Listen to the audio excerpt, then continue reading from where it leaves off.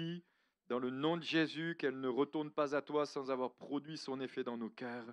Dans le nom de Jésus, Seigneur, qu'elle puisse trouver le chemin des cœurs les plus durs aussi et les plus souples. Au nom de Jésus, Amen. Amen. Ah oui, c'est la fête des pères. Bon, on verra ça tout à l'heure. Alléluia. Hébreux chapitre 11, verset 6.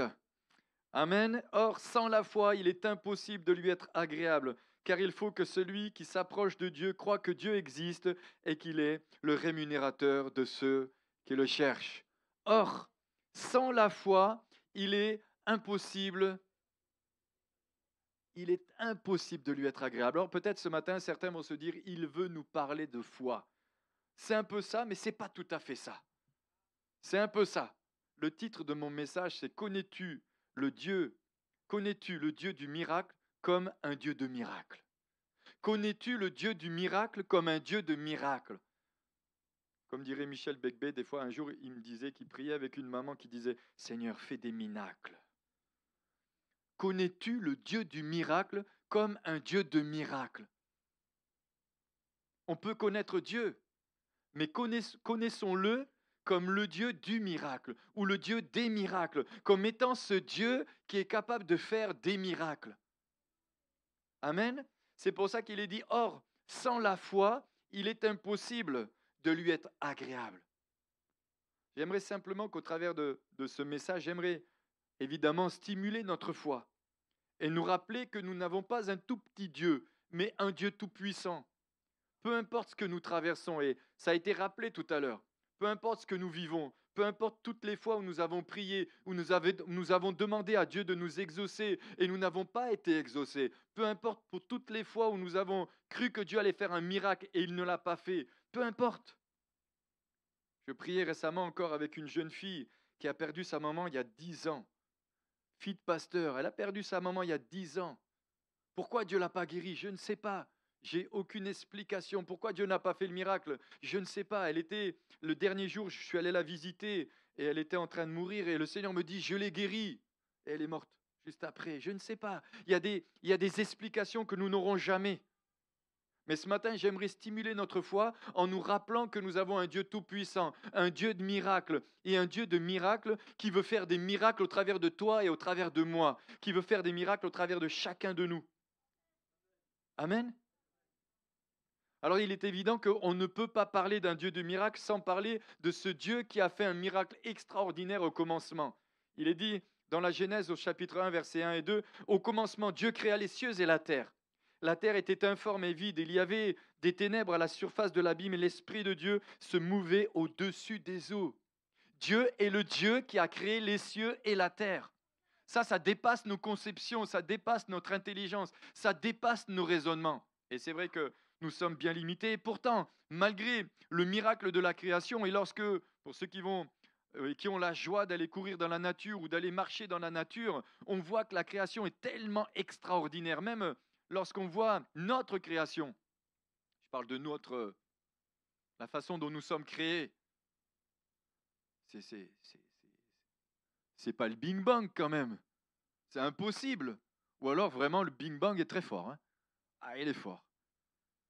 Et pourtant l'homme incrédule et sans connaissance essaye par tous les moyens de faire croire que Dieu n'existe pas, qu'il est bien trop occupé et qu'il n'a pas le temps de s'occuper de nous ou de nous faire le petit miracle qu'on a besoin. Mais le miracle de Dieu, le- il peut être tellement immense pour nous que pour lui c'est tellement insignifiant. C'est tellement insignifiant. La deuxième chose, il est dit dans la Genèse au chapitre 1, versets 27 et 28, Dieu créa l'homme à son image. Il le créa à l'image de Dieu. Il créa l'homme et la femme. Il créa l'homme et la femme et la femme. Dieu les bénit. Ça marche? Et Dieu dit, soyez donc féconds, multipliez, remplissez la terre, assujettissez la terre et dominez sur les poissons de la mer, sur les oiseaux du ciel et sur tout animal qui se meut sur la terre. Ce Dieu qui a créé les cieux et la terre, qui nous a créés à son image, nous a donné la possibilité à nous de créer la vie. Et j'aimerais dire que la vie que nous pouvons créer, lorsque nous voyons les enfants que Dieu nous a permis d'avoir, la vie qu'il nous a permis de créer, c'est un véritable miracle. C'est un miracle. Ah, vous n'êtes pas tous convaincus, moi oui. Hein. Moi oui. Hein. Alors si je vous posais la question, selon vous, quel est le plus grand miracle que je peux lire dans la Bible? Et là, on pourrait se poser cette question. Et je suis sûr que si je faisais passer un petit papier en vous disant, quel est le plus grand miracle d'après vous que nous pouvons lire dans les Écritures? Ou quel est le plus grand miracle que nous avons pu vivre?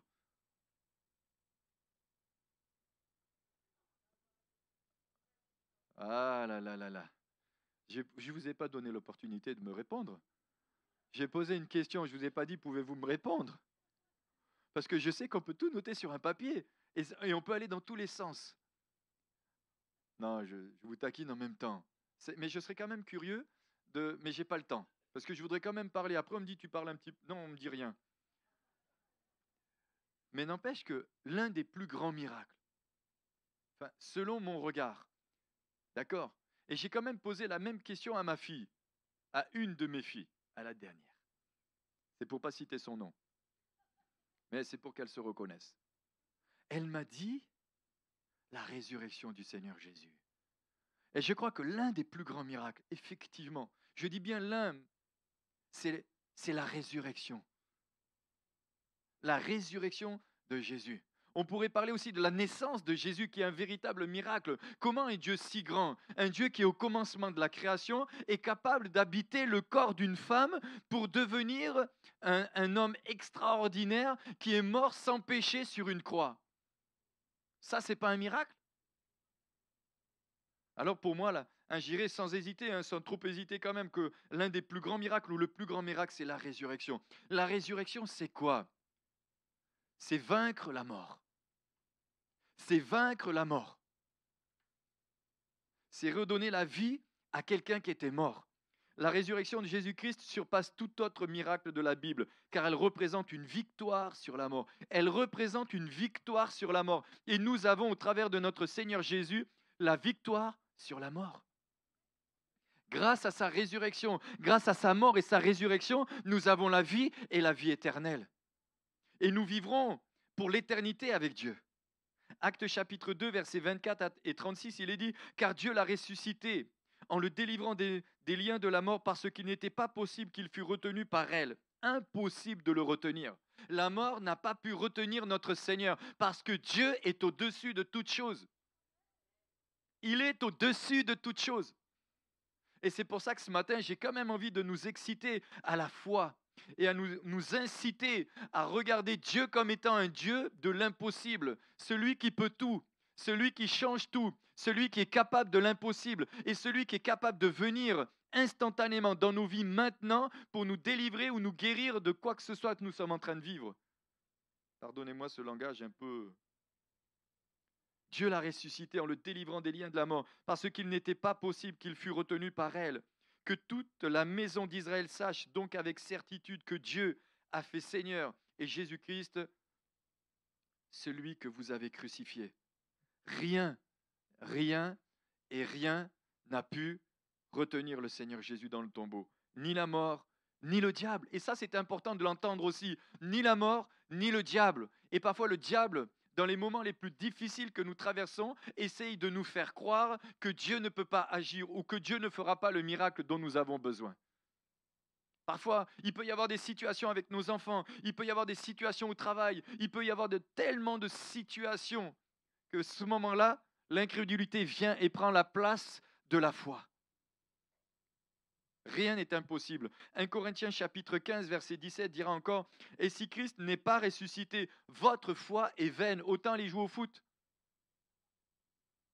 Autant faire autre chose, mais ne perdons pas notre temps à l'église. Si la foi est vaine, si je ne crois pas, autant faire autre chose. Bon, pour moi, c'est un peu tard. Aller jouer au foot. Vous êtes encore dans le péché. Le deuxième miracle que j'aimerais relever encore, parce que j'en ai pas mal, alors, accrochez-vous, ça va déménager. Le deuxième miracle, c'est aussi la nouvelle naissance. Et c'est vrai, je crois que quelqu'un l'a dit tout à l'heure. La nouvelle naissance est un miracle. Comment nous qui étions morts dans nos péchés, Jésus est capable de se révéler à nous. Dieu est capable de se révéler à nous Et non seulement il se révèle à nous, il nous permet de naître de nouveau, de naître d'en haut. Et en plus, lui qui est tellement grand vient habiter en moi qui est tellement petit. Oh, je pensais que vous alliez dire Amen. J'ai cru que ça allait de tous les côtés. Comment? C'est pas rationnel. Ce n'est pas rationnel. C'est spirituel. D'ailleurs, la Bible le dit. On connaît les choses de l'esprit par l'esprit. On ne peut pas connaître les choses de l'esprit avec notre intellect, avec notre intelligence. Nous étions morts, dira la Bible. Ça me rappelle un jour lorsque j'étais à l'armée parce que j'ai fait l'armée à cause de mon âge, même si je ne suis pas très vieux. À notre époque, on faisait l'armée. Et je me souviens un jour, on était tous, bien sûr, ils nous levaient pour aller faire, on a fait tellement de choses que, c'est l'année où j'ai distribué le plus de Bibles quand même, j'étais déjà né de nouveau. Et d'un coup, l'adjudant, il dit, levez-vous, les morts, changeons de cimetière. Je dis, non, non, moi, je ne suis pas mort. Hein. Non, non, moi, je ne suis pas mort, je suis vivant. Et nous vivons ici-bas déjà pour l'éternité. La mort sera juste un passage pour rejoindre notre Seigneur. La mort sera juste un passage pour rejoindre le Dieu Tout-Puissant. Paul dira, la mort m'est un gain. Christ est ma vie et la mort m'est un gain. Il faut avoir une sacrée dimension spirituelle pour être dans cette dimension-là. Pour aimer plus la mort sans être dans un esprit de suicide que la vie, qu'on soit bien d'accord. Paul n'était pas suicidaire, il n'était pas non plus dépressif, il avait juste réalisé qui il était en Christ et ce qu'il avait vécu, c'était quelque chose d'extraordinaire. Et c'est pour ça que les hommes, quand ils veulent nous confondre, parfois en nous disant « mais toi, tu te prends pour qui? Tu te prends pour Jésus ?» Non, je sais ce que moi j'ai vécu. Je sais d'où je viens. Et je sais que je suis né d'en haut. Il y a un miracle qui s'est opéré dans mon être intérieur. Ma vie a changé. Mon cœur a changé. Mon regard a changé. Ma façon de parler a changé, ma façon de voir a changé. Je suis né d'en haut. Alors qu'est-ce qu'un miracle? Le miracle, selon les définitions du dictionnaire, dira c'est phénomène dû à une intervention divine. Phénomène dû à une intervention divine. Et si peut-être tu n'as pas encore vécu cette intervention divine et que tu n'es pas né de nouveau, on peut prier ensemble pour que Dieu se révèle à toi d'une manière surnaturelle, pas d'une manière intellectuelle, d'une manière surnaturelle. Quelque chose de divin dans ta vie, quelque chose de surnaturel. Quelque chose qui vient d'en haut, de la vie de l'esprit. Phénomène dû à une intervention divine pour les croyants. Événement extraordinaire ou exceptionnel. Et je crois que la résurrection est un événement exceptionnel et extraordinaire. D'ailleurs, quand on voit tout le contexte, lors de la mort et la résurrection du Seigneur Jésus, c'est extraordinaire ce qui s'est passé. Mais lorsque nous sommes nés de nouveau, il s'est aussi passé des choses extraordinaires, non seulement dans nos vies, mais dans la vie de ceux qui nous entourent. Et c'est pour ça que souvent je pose la question à ceux qui entourent ceux qui sont nés de nouveau. Et comment ceux qui vous entourent, comment ont vu ton changement? S'ils me disent il y a eu 0 changement, j'ai un doute sur la nouvelle naissance. Par contre, s'ils me disent il n'est pas comme avant, ou il n'est plus comme avant, ou elle n'est plus la même, là, il s'est passé quelque chose. Merci. Événement extraordinaire ou exceptionnel, chose dont la réalité semble extraordinaire. Un miracle d'équilibre architectural. Un miracle n'est pas quelque chose de banal, c'est quelque chose de divin. Un miracle, c'est pas quelque chose de banal, c'est quelque chose de divin, c'est quelque chose de surnaturel. Mais Dieu, dans sa grâce, veut nous permettre et veut nous donner de pouvoir nous aussi vivre des miracles. Et si je posais la question ce matin, qui a envie d'être utilisé par Dieu pour faire des miracles? Eh bien moi, je dis, moi le premier, je veux vivre des miracles avec Dieu. Je veux que Dieu m'utilise pour qu'il y ait des miracles qui s'accomplissent au travers de mon ministère, au travers de ma vie, au travers de ce que je suis en train de vivre. Moi, je n'ai pas tout quitté pour rien vivre avec mon Dieu. Je n'ai pas tout quitté pour rien. Par contre, il n'a jamais dit que ça serait facile. Ça, il ne l'a jamais dit. Parce que pour vivre certains miracles, et on verra tout à l'heure les obstacles aux miracles, il y a des choses à faire. Il y a un prix à payer. Il y a parfois un prix à payer. Il n'y a pas de raccourci avec le Seigneur. Dans 1 Corinthiens chapitre 12, versets 1 à 12, il est parlé des dons spirituels. Pour ce qui concerne les dons spirituels, je ne veux pas, frères, que vous soyez dans l'ignorance. Vous savez que lorsque vous étiez païen, vous vous laissiez entraîner vers les idoles muettes selon ce que vous étiez conduit. Alors je ne rappelle pas le contexte dans lequel Paul parle aux Corinthiens, c'était un contexte, même si c'était un endroit très idolâtre, mais il va dire certaines choses intéressantes plus loin. C'est pourquoi je vous déclare que nul, s'il parle par l'Esprit de Dieu et dit Jésus est anathème, et que nul ne peut dire Jésus est le Seigneur si ce n'est par le Saint-Esprit. Il y a diversité de dons, mais le même Seigneur. Diversité de ministères, mais le même Seigneur. Diversité d'opérations, mais le même Dieu qui opère tout et en tous. Le même Dieu. Il n'y a pas plusieurs dieux. Or, à chacun, la manifestation de l'Esprit est donnée pour l'unité commune. En effet, à l'un est donné par l'Esprit une parole de sagesse, à un autre une parole de connaissance selon le même Esprit, à un autre la foi, par le même Esprit, à un autre le don des guérisons, par le même Esprit, à un autre le don d'opérer des miracles, à un autre le don d'opérer des miracles. C'est-à-dire, tu peux recevoir en tant qu'enfant de Dieu le don d'opérer des miracles. Waouh!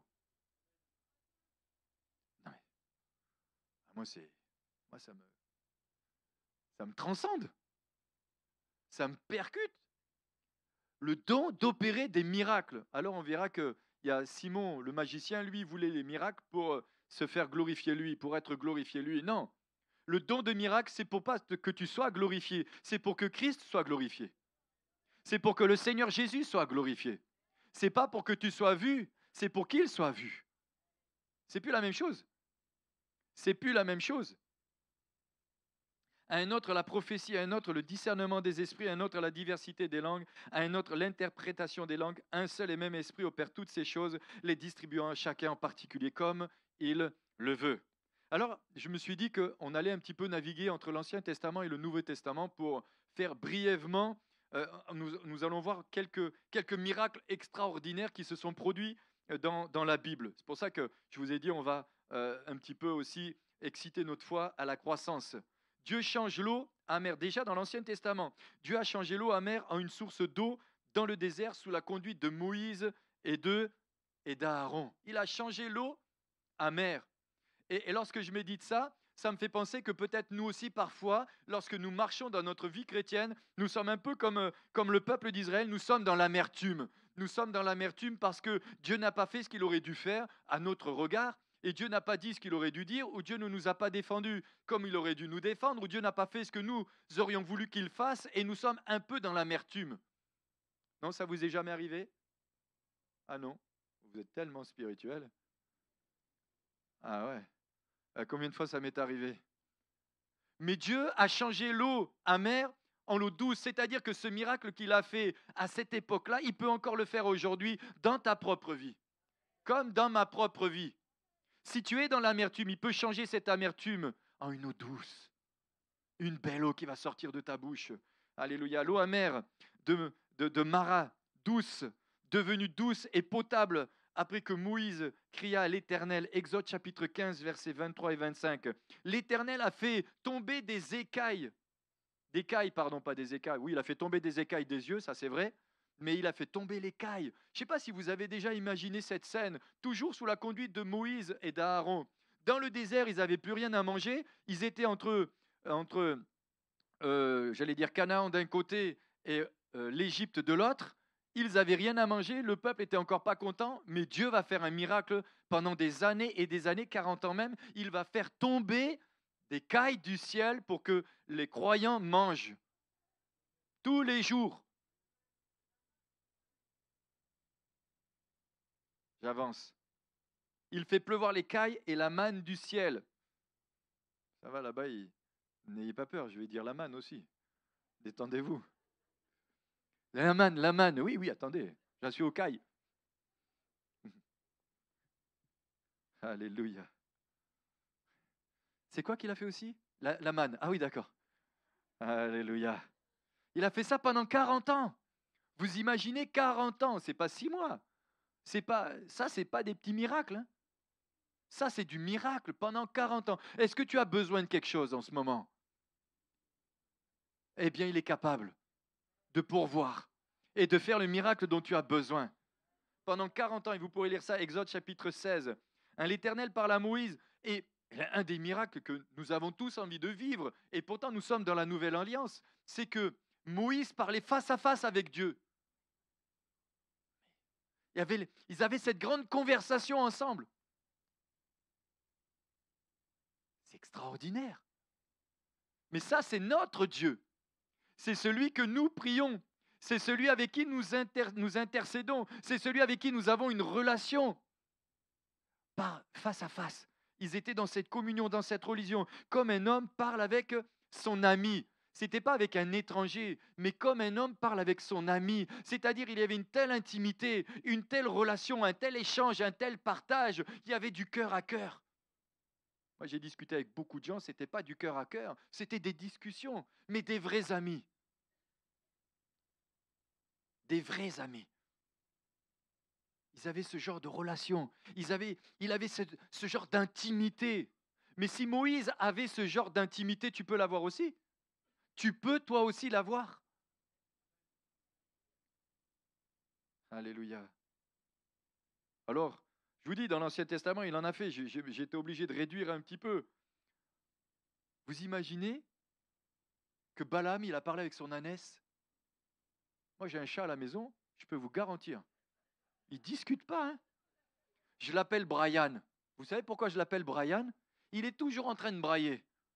Il miaule, il miaule, il miaule. Mais il est fatigant. Mais des fois, j'ai envie de lui dire, mais c'est quoi ton problème? Mais il n'y a rien qui sort de lui. Hier, il va même dans la salle de bain maintenant. Lui, il se met dans le bac pour se laver avec la patte qui sort. Il se fait la photo. Moi, j'ai fait la photo quand même. Il avait même la tête de côté de l'air de dire, je ne te regarde pas parce que tu ne m'as pas vu.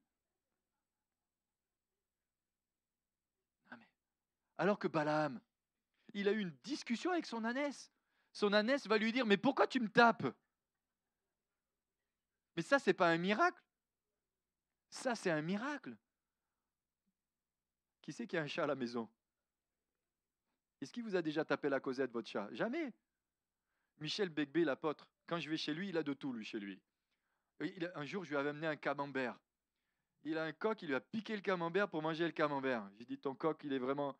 Mais jamais il m'a dit, tu sais, ma brebis ce matin, je l'ai allaitée, elle m'a parlé. Jamais, j'ai jamais entendu ça. Sauf que je l'ai lu dans la Bible. Mais je me dis que si je le lis, c'est que c'est la vérité, ou sinon Dieu ne l'aurait pas mis. Que tous ceux qui ne le croient pas lèvent la main. Ah, ça veut dire que tout le monde a la foi. Bon, tous ceux qui n'ont pas osé lever la main, non, je blague. Allez. Mais ça, vous pouvez le lire dans Nombre chapitre 22 à partir du...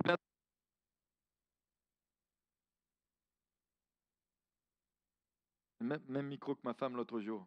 Il me fait des coups. Mais il lui a parlé. Vous pourrez lire, hein. Je fais exprès de vous donner les références, comme ça vous irez. Et puis, ce qui m'interpelle, et ça nous fait réfléchir parce que ça nous fait quand même penser à la suite. C'est que lorsque Noé a créé l'arche de l'alliance, lorsqu'il a créé l'arche, il est dit qu'il a travaillé pendant 120 ans. D'accord? Puis à un moment donné, il a commencé à pleuvoir, et puis il est dit que Dieu lui-même a fermé la porte. Mais il est descendu. Il est descendu, tac, tac, tac. Attendez les gars, paf, paf, je descends, paf. Maintenant j'ai fermé la porte, plus personne ne rentre. Dieu a fermé la porte. Et dans l'Apocalypse, Dieu dit, j'ai mis devant toi une porte ouverte que nul ne peut refermer. Quand Dieu t'a fermé une porte, les hommes ne pourront jamais l'ouvrir. Mais quand Dieu t'a ouvert une porte, sache que les hommes ne pourront jamais la fermer et le diable ne pourra non plus jamais la fermer. Et ça, c'est le miracle qu'on peut entendre encore aujourd'hui. Si tu as besoin qu'une porte s'ouvre, Dieu va l'ouvrir et Dieu la fermera derrière toi. Parce qu'il est Dieu. Parce qu'il est Dieu. Alors, je suis allé voir un petit peu aussi quelques miracles sous la conduite de Josué, le successeur de Moïse, parce que Moïse a fait des miracles, Aaron aussi, ils ont vécu, c'était extraordinaire, mais c'est vrai que quand tu mets un successeur, tu as envie de lui dire, bon écoute, sois au moins comme ton père, comme Moïse. Non, c'est pas vrai. Bon, peut-être pas trop ici. Hein. Il y en a plutôt qui disent, non, je veux surtout pas être comme mon père. Ben, j'espère qu'un jour mes enfants diront, mais j'aimerais tellement ressembler à mon père. Ah non, mais je suis sérieux en plus. Et le peuple d'Israël est allé voir Josué. Il a dit, mais tu vois Moïse, qui est ton père spirituel. Tu as vu les miracles qu'il a fait? Nous te suivrons dans la mesure où la puissance du Saint-Esprit et la puissance de Dieu t'accompagnera aussi. Amen. Alors Alors lui aussi, il en a fait quand même, hein. Il y a eu la chute extraordinaire des murailles de Jéricho. Il fallait quand même s'attendre à ce Dieu du miracle, où il fallait tous les jours tourner autour des murailles de Jéricho, et le dernier jour tourner encore, je crois que c'est 7 fois, et crier tous ensemble, et bam, les murailles descendent. Waouh! Et l'histoire nous raconte qu'il y a encore des vestiges qui montrent que c'est une réalité. Alors certains incrédules vont dire non, mais tu comprends, à ce moment-là, il y a eu un tremblement de terre. Ça, c'est comme ceux qui refusent de croire que, que la mer s'est ouverte en deux. Parce que je n'ai pas parlé de la mer encore, hein. La mer s'est ouverte en deux. Il dit non, c'est pas possible. Il dit non, c'était juste une flaque d'eau. Ben, il dit si toute l'armée égyptienne s'est noyée dans une flaque d'eau, c'est que le miracle est encore plus grand.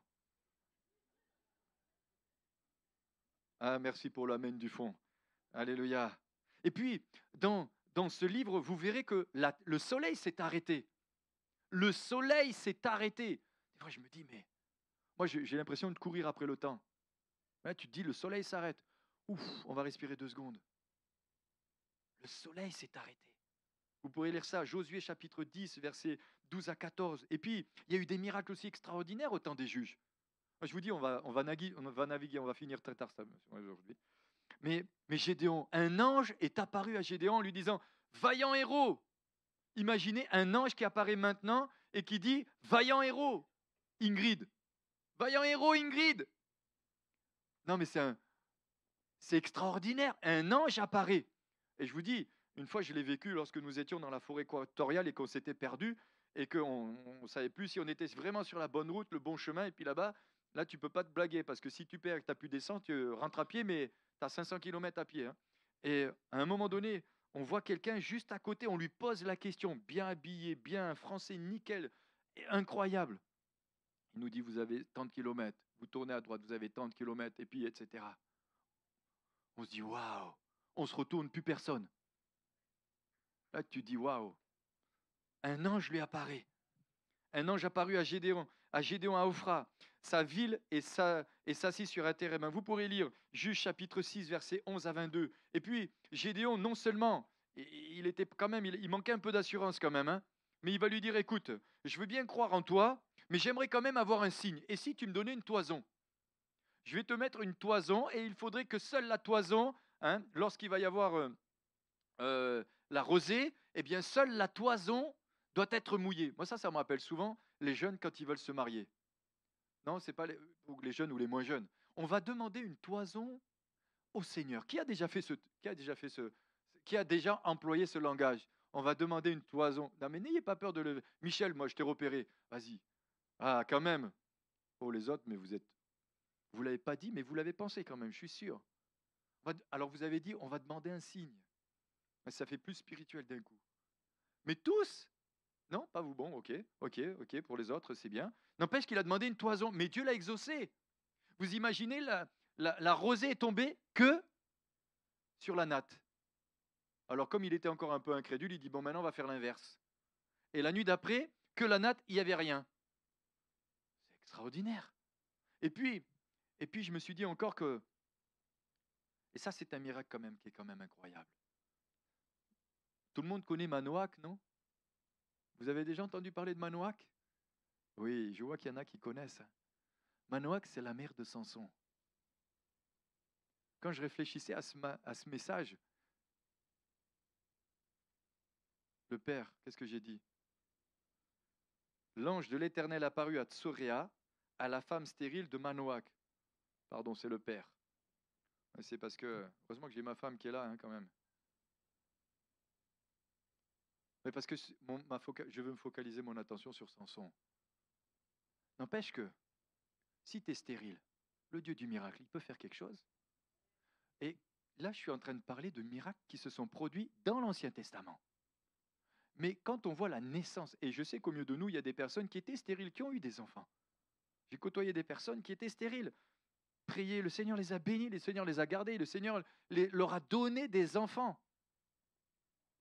Mais quelle grâce! Et puis parfois non.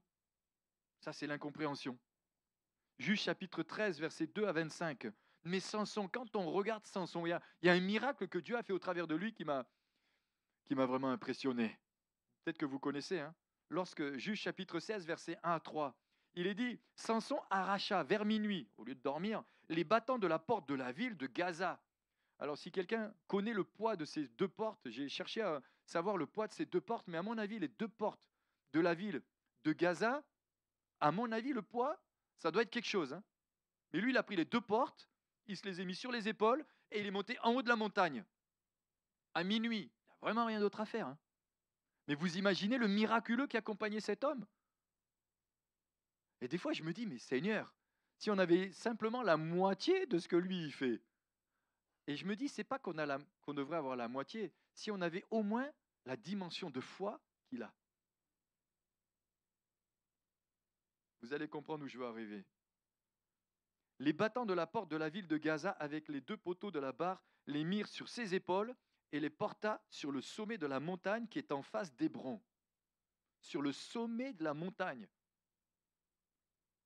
Oh, il y a toute une signification là derrière. Vous irez creuser ça. Et puis, je me suis dit quand même, on ne peut pas passer à côté des miracles que Dieu a fait au travers de David.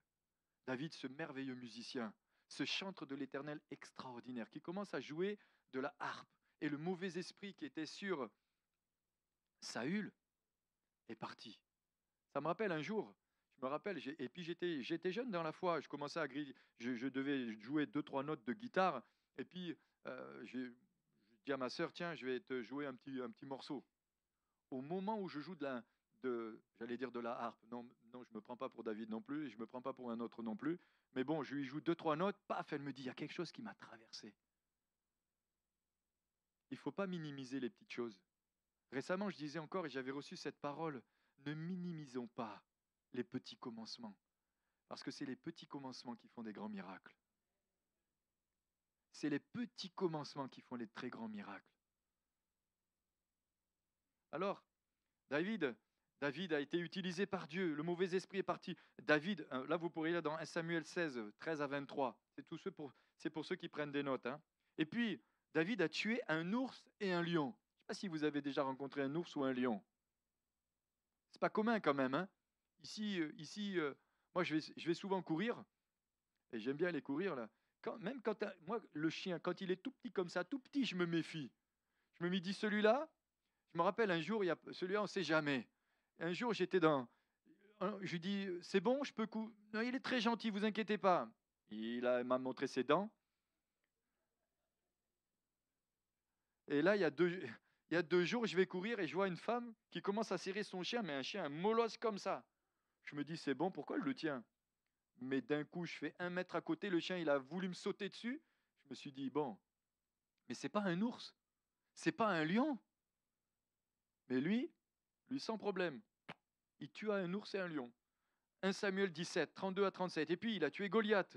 Et puis, ce qui est impressionnant aussi dans le miracle qu'il a vécu, c'est qu'il alla consulter l'Éternel. Et l'Éternel lui dit, lorsque tu entendras un bruit de pas sur la cime des mûriers, alors hâte-toi de descendre. Je me dis, mais Seigneur, déjà, il est capable d'entendre la voix de Dieu. Il est capable de la reconnaître. Mais il est capable d'obéir pour vivre le miracle que Dieu veut qu'il vive. Il est capable d'obéir parce que pour vivre le miracle de Dieu, et on verra tout à l'heure, il faut aussi être à l'endroit que Dieu veut que nous soyons. Il faut être au bon endroit, au bon moment. Et c'est vrai que nous, en général, on ne supporte pas les combats, l'adversité, les problèmes, les difficultés. Mais David, lorsqu'il a été oint, il est dit, les Philistins l'ont su. Alors ça sera peut-être un jour un thème de mon message, c'est l'onction donne des boutons. Parce qu'il a eu l'onction, il a irrité les autres. Parce qu'il avait l'onction, il avait un problème avec Saül. Et tu auras un problème parce que tu as l'onction de Dieu. Et parce que tu as l'onction, tu vas vivre les miracles de Dieu. Et il est dit, 2 Samuel 5, 23 à 25, David consulta l'Éternel et l'Éternel lui donna un signe de victoire sur les Philistins. Quand tu entendras un bruit de pas dans la cime des mûriers, hâte-toi de descendre. Hâte-toi, car c'est l'Éternel qui marche devant toi pour combattre l'armée des Philistins. David fit ce que l'Éternel lui avait ordonné et il battit les Philistins depuis Géba jusqu'à Gézer. David fit ce que l'Éternel lui avait ordonné. Pas il lui avait conseillé, il lui avait ordonné. Alors, c'est vrai, je l'ai dit tout à l'heure, on aurait pu parler de Dieu qui ouvre la mer Rouge, de Daniel dans la fosse aux lions, de Élie qui fait tomber le feu du ciel. Et s'il avait fait tomber le feu du ciel qu'une fois, ça serait une chose, mais il n'a pas fait tomber qu'une fois. À plusieurs reprises, quand les 50 sont venus pour l'arrêter, il a fait tomber le feu du ciel. Mais des fois, je me dis, Église, on ne doit pas être frustré de ce qui se passe dans l'Ancien Testament. On devrait vivre ce qu'ils ont vécu aussi. Bon, alors ne prions pas pour que le feu du ciel tombe, enfin que ce soit le feu du Saint-Esprit. Alléluia. Alors, maintenant, je me suis dit quand même, allons voir des miracles dans le Nouveau Testament. Quelques-uns, hein, parce que moi, j'ai vu un miracle avant même d'arriver à la réunion de prière. Et des fois, et là, ça m'a augmenté aussi mon envie de vous dire, venez aux réunions de prière. Parce qu'il y a des miracles suite à la prière, ça c'est le point d'après, mais il y a des miracles avant la prière. Actes chapitre 3, versets 1 à 9. Et c'est un miracle qui s'est opéré au travers de l'apôtre Pierre. Alors certains vont dire oui, mais c'était Pierre. Mais vous verrez que Philippe était un diacre et lui en Samarie, il a vécu des miracles incroyables aussi. Actes chapitre 3, versets 1 à 9. Tout le monde connaît? Ok, Pierre et Jean montaient ensemble au temple à l'heure de la prière. C'était la 9e heure. Il y avait un homme boiteux de naissance qu'on portait et qu'on plaçait tous les jours à la porte du temple appelé la Belle, pour qu'il demandât l'aumône à ceux qui entraient dans le temple. Cet homme, voyant Pierre et Jean qui allaient y entrer, leur demanda l'aumône. Pierre, de même que Jean fixa les yeux sur lui et dit, regarde-nous, regarde-nous.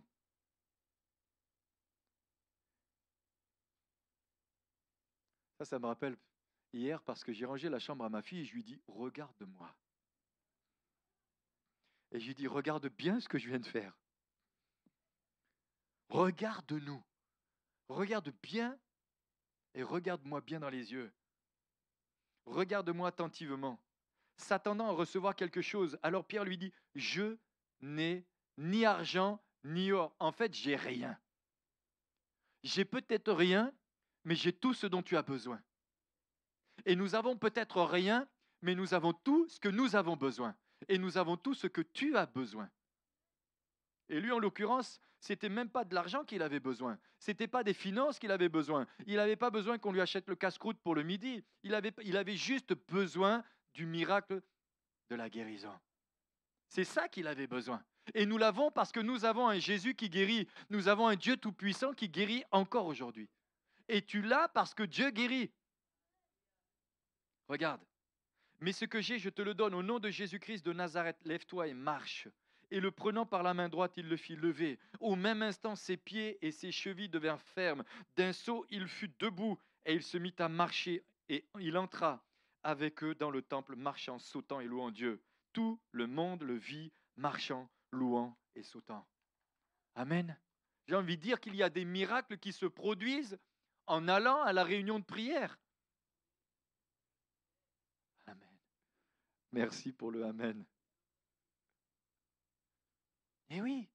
Alors je comprends ceux qui travaillent, bon, etc. On ne va pas rentrer dans les détails, mais quand même, je me dis waouh, quel miracle Pierre a vécu. Il allait à la prière. Il savait qu'il y avait la prière. Alors bien sûr, certainement qu'il s'était préparé à aller à la prière.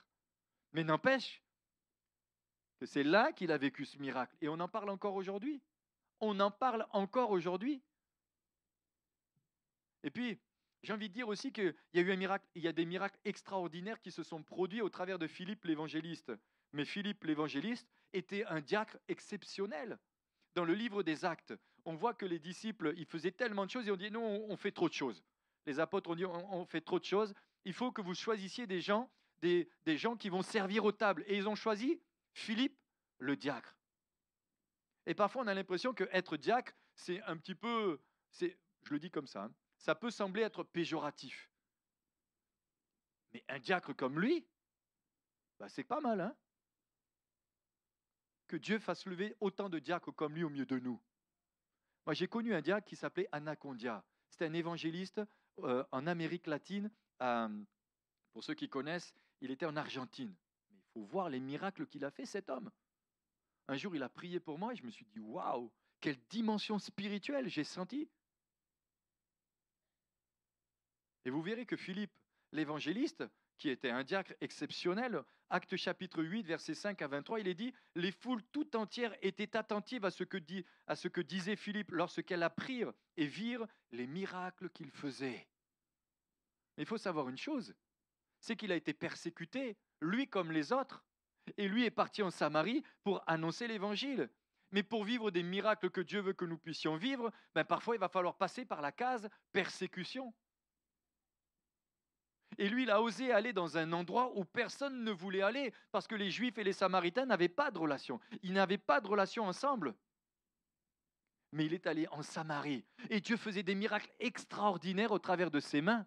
Et parfois, on a l'impression que les miracles, c'est qu'au travers des apôtres. Mais les miracles se font au travers de ceux qui croient. Les miracles se font au travers de ceux qui croient. Celui qui croira et qui sera baptisé sera sauvé. Voici les signes qui accompagneront ceux qui auront cru.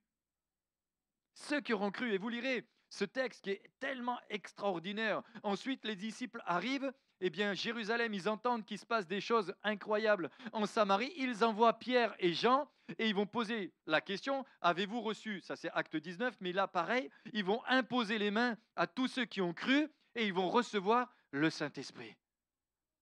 Et Dieu, en plus, utilise des hommes pour imposer les mains pour qu'ils reçoivent le Saint-Esprit. Et là, tu en as quand même un, Simon le magicien, qui lui voulait recevoir cette puissance d'une manière, j'allais dire, intentionnelle pour faire des choses, pour amener la gloire chez lui. Je referme la parenthèse sur ça parce que j'ai encore tellement de choses à vous dire et que le temps est déjà bien passé. Un des miracles aussi que j'aimerais dire aussi que le Dieu du miracle ou le Dieu qui déclenche le miracle au travers de la prière. Et il y a des miracles qui se déclencheront uniquement au travers de la prière. Si tu ne pries pas, il y a des miracles que tu ne verras jamais. Pardon, hein. On veut vivre les miracles, on ne veut pas prier. Non, il y a des miracles qui se feront simplement dans un certain cadre. Et on voit Acte chapitre 12, Pierre est dans la prison et j'aimerais inciter notre conception. C'est-à-dire que l'Église prie pour l'apôtre Pierre. L'Église prie pour le serviteur de Dieu. Et il y a beaucoup trop d'églises qui prient pour que le serviteur de Dieu ne soit pas dans son Église. Je vous le dis, je l'ai entendu plein de fois. On m'a dit, ah mais c'est mieux quand il n'est pas là. Waouh, ça fait tellement mal au cœur. Des gens qui prient pour que le serviteur de Dieu ne soit pas là. Enfin, je n'avais pas prévu de dire, je me suis dit, je vais dire que des paroles qui exhortent. Mais l'Église doit comprendre que si elle veut rentrer dans une dimension de surnaturel et de miracle, elle doit apprendre à prier pour les leaders que Dieu a établis dans cette Église. Alors il y a une parade, c'est de dire, oui, mais moi je ne le reconnais pas.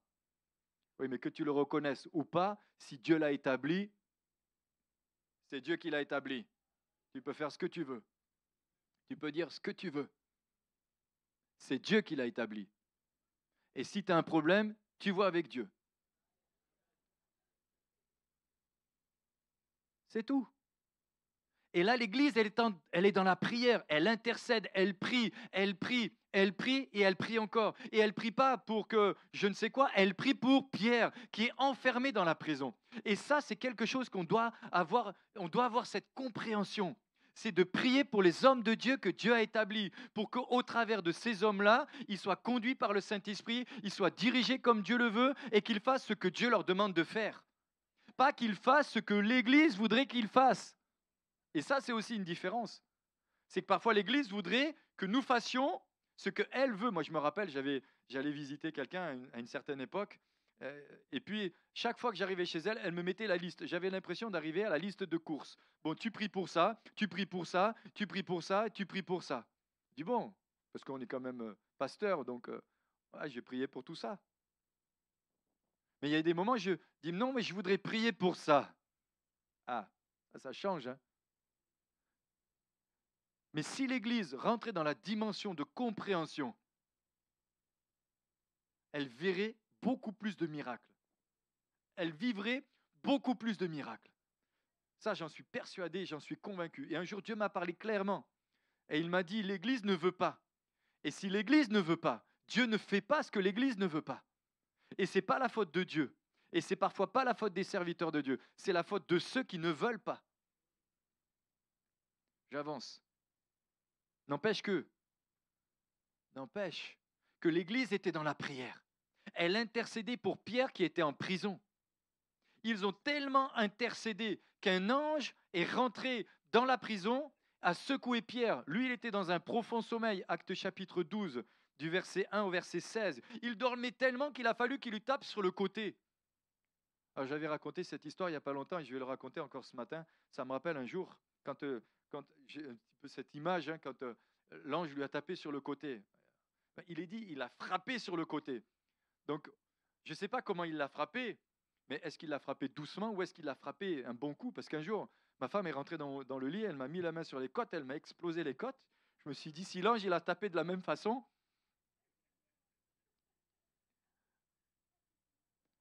il a tapé sur les côtes. Paf!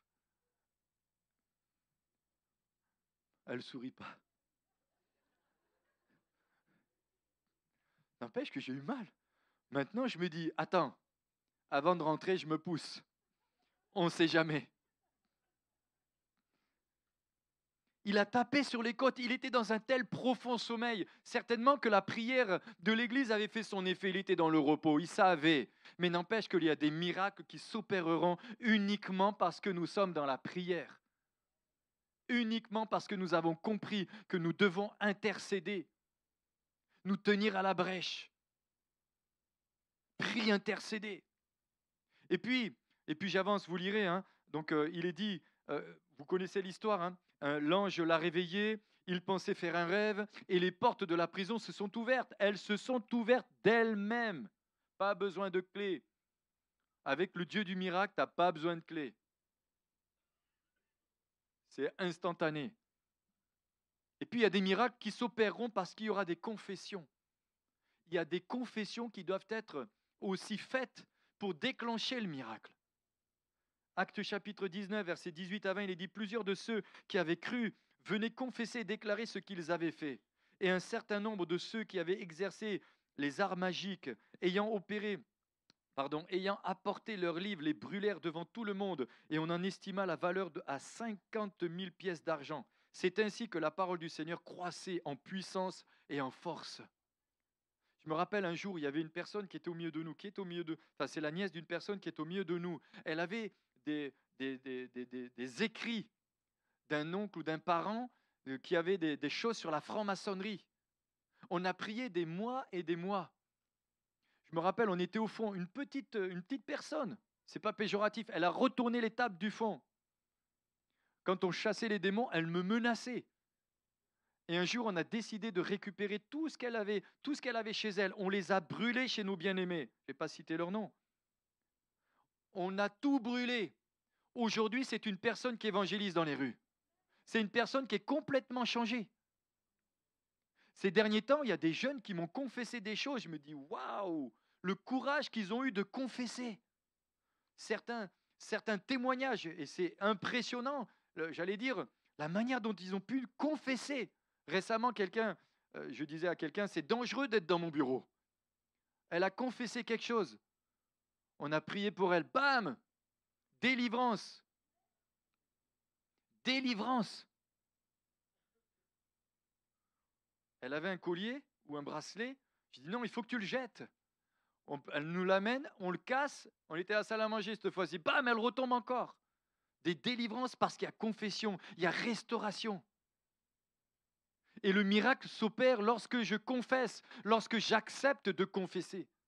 Je lâche, je reprends les droits au diable. Tandis que quand je ne confesse pas, il a encore des droits. Et puis, je dirais que Jésus a fait tellement de miracles. Et je ne peux pas continuer ce message sans parler des miracles de Jésus. Jésus, le plus grand des miracles que Jésus a pu vivre, c'est celui de la naissance dans le cœur de sa mère. Comment lui a pu rentrer dans le sein de sa mère? Un miracle extraordinaire. Vous savez qu'il a même guéri la belle-mère de Pierre. Souvent, les gens en ont appris leur belle-mère, mais lui non, il a souhaité qu'elle guérisse. Il a souhaité qu'elle guérisse. Marc chapitre 1, verset 30. Et puis, Il est dit, Jean chapitre 6, verset 2, une grande foule le suivait parce qu'elle voyait les miracles qu'il opérait sur les malades. Elle voyait les miracles qui s'opéraient. Et j'aimerais tellement que les gens nous suivent parce qu'ils voient les miracles qui sont au milieu de nous. Et récemment, je discutais avec un serviteur de Dieu qui me disait, mais on a vu tellement de miracles et ce n'est pas pour ça que l'Église est aussi grande. La preuve que ce n'est pas les miracles qui permettent que les gens nous suivent. C'est l'intimité qu'ils vont avoir avec le Seigneur et c'est la compréhension qu'ils ont de l'endroit où ils doivent être. Et puis, Jésus a apaisé la tempête. Et puis, rapidement, comme ça, les 7 miracles de Jésus dans l'évangile de Jean. Il a changé l'eau en vin. À la fin, il a changé l'eau en vin. Il a guéri le fils d'un officier. Il a guéri la guérison d'un paralytique, la multiplication des pains. Pour les 5000 hommes, Jésus marche sur l'eau. C'est quand même incroyable. Mais Pierre l'a vécu aussi. Et puis, il y a la guérison d'un aveugle. Et puis, la résurrection de Lazare de Béthanie. Alors, je voudrais, avant quand même de conclure, il y avait des miracles que les apôtres ont accomplis. Extraordinaire les miracles que les apôtres ont fait. Actes 2, 42 et 43, il est dit « Ceux qui acceptèrent la parole furent baptisés, etc. » Paul était un faiseur de miracles. Écoutez bien, Actes 19, 11. « Et Dieu faisait des miracles extraordinaires par les mains de Paul, au point qu'on appliquait sur les malades des linges et des mouchoirs qui avaient touché son corps, et les malades qui les quittaient, et les esprits malins sortaient. » Il touchait le vêtement qui avait touché Paul. Et puis, Pierre, avec son ombre, il guérissait les malades. Alors ça m'est déjà arrivé avec mon ombre, d'essayer de passer... guérissait les malades avec son ombre. Il y avait tellement de malades qui étaient présents. Vous allez comprendre où je vais en venir aussi. Qu'avec son ombre, les malades étaient guéris. La puissance du Saint-Esprit se manifestait. Acte chapitre 5. Et pour conclure, j'aimerais parler des obstacles au miracle. Le premier obstacle que j'ai pris, c'est l'incrédulité. Le premier obstacle, c'est l'incrédulité. Ne soyons pas une église incrédule. Si vous pouvez venir rapidement, ne vous laissez pas déconcerter ou déconcentrer. Le premier obstacle au miracle, c'est l'incrédulité. C'est l'incrédulité, je ne crois pas. Or, la foi est une ferme assurance des choses qu'on espère, la démonstration de ce que je ne vois pas. L'incrédulité, c'est l'absence de foi. État, attitude de celui qui doute, attitude de celui qui est difficile à convaincre. Parfois, nos yeux voient des choses que notre cœur a du mal à croire, parce que nous sommes marqués par l'incrédulité. Combien de fois j'ai vu des jambes se remettre en place? Mes yeux le voyaient, mon cœur avait du mal à le croire. Même quand il se produit quelque chose de surnaturel, on a encore un doute de se dire « mais c'est vraiment sûr ?» Je me rappelle ici, pendant des semaines de jeûne, où on sentait des odeurs, des parfums qui venaient. Après que tout le monde soit parti, je sentais la moquette pour être sûr que ce n'était pas la moquette. Des odeurs, des visitations. Des gens qui avaient des problèmes de dos, qui mettaient des semelles orthopédiques, guéris instantanément parce qu'il y a eu confession, des guérisons. Et je pourrais citer des noms. Des personnes qui ont été stériles, qui ont été guéries, qui ont eu des enfants. Nous sommes parfois marqués par l'incrédulité. Et l'incrédulité est un obstacle à la foi. Et on doit détruire l'incrédulité. Jean chapitre 12, versets 37 à 38, il est dit « Malgré tant de miracles qu'il avait fait en leur présence, ils ne croyaient pas en lui. » C'est Jésus quand même. Ils ne croyaient pas en lui. Afin que s'accomplisse la parole d'Ésaïe, vous lirez la suite. L'incrédulité désigne l'attitude d'une personne qui fait preuve de scepticisme et qui met en doute des faits, des croyances ou des événements présentés comme vrais. Il doute. Pour ceux qui connaissent, dans un certain mouvement, les pasteurs disaient souvent « il est très redoutable de douter de ses doutes ». Ça vous rappelle quelque chose, non, pour certains? Il est très redoutable de douter de ses doutes. Thomas a douté, et quel miracle il a vécu. Et encore dans la grâce de Dieu, parfois nous doutons et nous vivons le miracle parce que Dieu est bon avec nous. Parce que Dieu est un Dieu de grâce. Parce qu'il ne peut pas se renier, parce qu'il est Dieu. L'incrédulité. Par exemple, une personne peut être incrédule face à des affirmations extraordinaires. L'incrédulité de ceux qui habitaient à Nazareth. Jésus, dans sa propre ville, il n'a pas pu faire des miracles. Ils étaient tellement incrédules. N'es-tu pas le fils du charpentier? Et toi, mais toi tu jouais pas au foot à Miramas à une certaine époque? À l'époque, il disait, Manu se prend pour Jésus, mais 35 ans ou presque 40 ans plus tard, ces mêmes personnes viennent me voir parfois. Ils me disent, Manu, tu peux prier pour moi? Tu peux prier pour moi? Parce qu'ils voient ce que tu as fait. L'incrédulité des gendres de Lot, ils n'ont pas cru. Mais aux yeux des gens, de ses gendres, il paraissait plaisanter. Il est allé voir ses gendres. Dieu va détruire Sodome et Gomorrhe. Mais non, il plaisantait. Mais Dieu l'a fait. Dieu l'a fait. Il pensait qu'il plaisantait. Mais il l'a fait.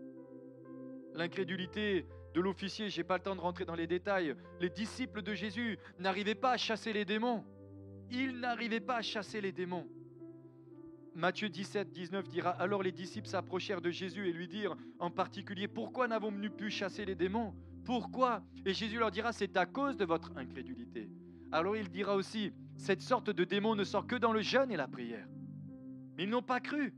Jésus leur reprochera leur incrédulité. La deuxième chose, rassurez-vous, j'en ai pas beaucoup et je vais conclure, mais la deuxième chose qui est un obstacle au miracle, c'est la vie dans le péché. Un jour, quelqu'un m'appelle, me dit, est-ce que vous pouvez prier pour moi? Parce que j'aime telle personne. Je dis, ah bon? Il dit, oui, mais le problème, c'est qu'il est encore marié avec une autre. Je dis, mais je ne vais pas prier pour toi. Je ne vais pas prier pour toi. Parfois, les gens vivent en concubinage et ils veulent un miracle. Mais des fois, règle d'abord ta situation, règle ta vie. Et j'ai rien contre eux. Mais il y a des situations, Dieu ne peut pas faire le miracle. Ta vie est un contre-témoignage. Ésaïe 59, 1 à 4, non, la main de l'Éternel n'est pas trop courte pour sauver, ni son oreille trop dure pour entendre, mais ce sont vos crimes qui mettent une séparation entre vous et votre Dieu. Ce sont vos péchés qui vous cachent sa face. Ce sont vos péchés qui cachent sa face et l'empêchent de vous écouter. Il n'entend même pas. Il y a certaines prières qu'il ne les entend même pas. Votre langue fait entendre l'iniquité, etc. Troisièmement, la désobéissance est un obstacle au miracle. 1 Samuel 15, 23, car la désobéissance est aussi coupable de la divination. Et la résistance ne l'est pas moins que l'idolâtrie, etc. Et puis, j'en ai trouvé aussi encore une autre. Ce qui est un obstacle aujourd'hui aussi, et pardonnez-moi, je vais dire certaines choses, c'est que parfois on va chercher des solutions humaines. On me dit souvent, mais en Afrique, il y a plus de miracles qu'ici en Europe. On me le dit. Et c'est vrai que des fois, on se dit, ah Seigneur, montre-leur. Mais j'ai remarqué aussi une chose, et je respecte les médecins, et je respecte ceux qui font un métier comme la médecine, comme etc. Mais j'ai remarqué parfois aussi, la première des choses qu'on fait, c'est qu'on ne prie plus. On prend d'abord rendez-vous avec le médecin. Moi, j'ai ma fille qui est kiné, qui fait des études de kiné. Et l'autre jour, je lui dis, mais remets-moi le truc parce que j'ai mal à machin. Elle me dit, fais ça, ça, ça. Mais j'ai prié. On demande des conseils, on prie. Je ne dis pas qu'on ne doit pas travailler en associé. Et j'aime beaucoup mes frères et mes sœurs qui sont dans le métier. Mais j'ai remarqué parfois, le premier réflexe qu'on a, c'est d'abord, on va consulter. Ça va? J'ai pas laissé une bombe? Ça va, vous qui travaillez dans le domaine de la médecine? Ma femme est infirmière, donc je parle librement. Et des fois, je me dis, mais c'est dommage parce qu'on passe à côté du miracle. On passe à côté du miracle. Alors, j'espère que vous allez m'aimer toujours. Hein. Mais c'est un constat que j'ai fait. C'est un constat. Et moi, le premier, j'ai amené récemment Michel pour des soins, pour tout ça. Et j'ai aucun problème avec ça. J'ai pas de problème, mais j'ai remarqué ça. Parfois, ok.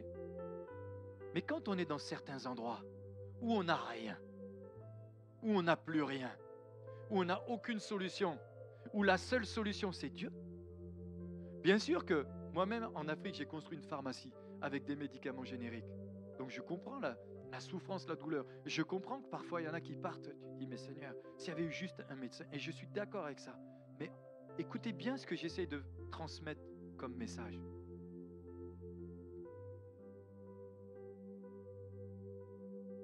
Je me souviendrai toujours lorsque j'ai prié pour la personne qui avait un problème au niveau des hanches.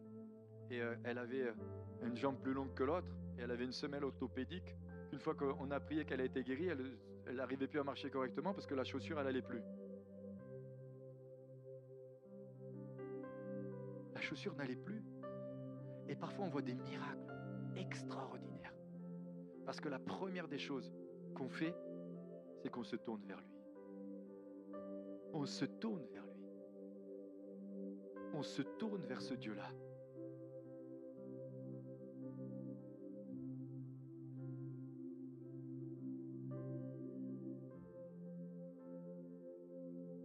Puis le dernier point que je prendrai, j'espère que vous avez bien compris ce que j'ai voulu dire. N'allez pas déformer les choses et n'allez pas dire ce que je n'ai pas dit. Et puis un des obstacles aussi, et le dernier, je m'arrête, c'est l'impatience. On veut de suite, comme si Dieu doit nous obéir. Dieu ne nous obéira jamais. Dieu n'obéira jamais, ne nous obéira jamais. C'est nous qui devons lui obéir. Prenons l'exemple de Job. Ce qu'a vécu Job, c'est qui a envie de vivre un truc pareil? Avait-il péché? Non. Était-il dans la désobéissance? Non. Était-il un mauvais garçon? Non. Ne priait-il pas? Il priait. C'était un homme selon le cœur de Dieu aussi. C'était un homme, il est dit, il avait la crainte de l'Éternel. Mais Dieu a permis. Et Dieu a permis des circonstances dans sa vie. Et il est dit qu'à la fin, Dieu lui a tout redonné. Alors c'est sûr, les enfants qu'il a perdus, il ne les a jamais retrouvés, mais Dieu lui en a donné d'autres. Et je ne dis pas qu'on peut remplacer un enfant. Ne dites pas non plus ce que je n'ai pas dit, mais quand même, ce qu'il a vécu, c'est extraordinaire. Mais il est dit que Job était quelqu'un de patient. Job chapitre 19, versets 25 à 27. Mais je sais que mon Rédempteur est vivant et qu'il se lèvera le dernier jour sur la terre. Quand ma peau se détruira, il se lèvera. Quand je n'aurai plus de chair, je verrai Dieu. Je le verrai et il me sera favorable. Mais eux le verront et non ceux d'un autre. Mon âme languit, etc., etc. Jacques chapitre 5, versets 10 et 11, il est dit « Prenez, mes frères, comme modèle de souffrance et de patience les prophètes qui ont parlé au nom du Seigneur. Voici, nous disons bienheureux ceux qui ont souffert patiemment. Vous avez entendu parler de la patience de Job et vous avez vu la fin que le Seigneur lui accorda, car le Seigneur est plein de miséricorde et de compassion. » Bien-aimés, pour conclure, et si nous apprenions à connaître Dieu comme le Dieu du miracle? Et si nous apprenions à connaître le Dieu, ce Dieu créateur, ce Dieu tout-puissant, comme il est véritablement? Et je sais que les médecins prient pour leurs malades. Je sais que les infirmières prient pour leurs malades. Je sais que les kinés et les je ne sais plus ce qu'elle fait prune, les super tracteurs. Je sais que vous priez. Et ce que vous faites, c'est important et c'est bien, c'est précieux. Mais si on apprenait à le connaître, lui, comme il est vraiment, et si on revenait à la source, et si enfin on pouvait dire, mais cette église, elle est comme nous en Afrique, il y a les mêmes miracles ici que là-bas. C'est comme en Amérique latine, il y a une visitation de Dieu, c'est incroyable.